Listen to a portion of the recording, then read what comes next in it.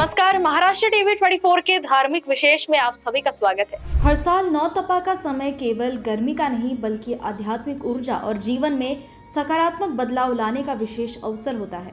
यह 9 दिन सूर्य के अधिकतम प्रभाव के माने जाते हैं, जब वह पृथ्वी के सबसे नजदीक होता है और अपनी तेज किरणों से वातावरण में भारी परिवर्तन लाता है। इसी कारण इसे न सिर्फ मौसम के बदलाव से जोड़ा जाता है, बल्कि धार्मिक और ज्योतिषीय दृष्टि से भी अत्यंत महत्वपूर्ण माना गया है। इस साल 2025 में नौ तपा 25 मई से शुरू होकर 2 जून तक चलेगा।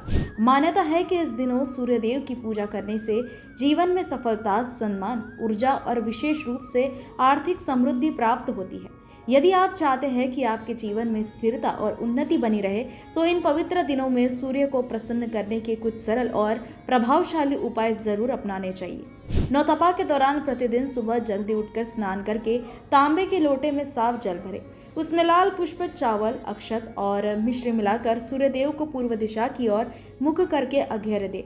अर्घ्य देते समय ओम सूर्याय नमः मंत्र का उच्चारण करें।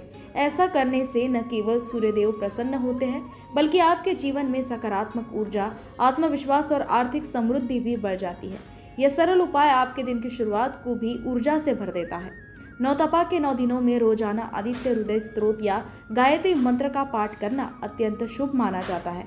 यह पाठ मानसिक शांति, आत्मबल और चिंताओं से मुक्ति देने वाला है। सूर्य को आत्मा का स्वामी कहा गया है, इसलिए सूर्य की स्तुति करने से न सिर्फ मानसिक मजबूती मिलती है, बल्कि नौकरी, व्यापार और निर्णय क्षमता में भी सुधार होता है।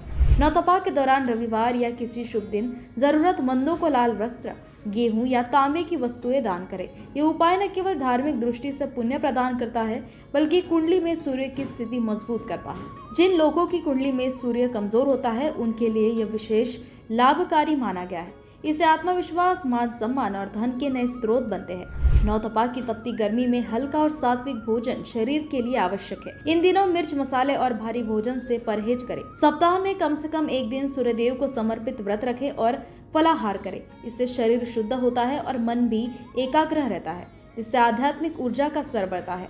यह आपकी सेहत के साथ साथ आपके कर्मों को भी शुद्ध करता है। यदि संभव हो तो घर के पूजा स्थल में सूर्य यंत्र की स्थापना करें।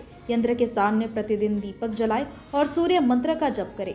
सूर्य यंत्र सकारात्मक ऊर्जा का केंद्र होता है और वास्तु दोष दूर करने में सहायक होता है। यह नकारात्मकता को हटाकर घर में सुख, शांति और धन लाभ के द्वार खोलता है।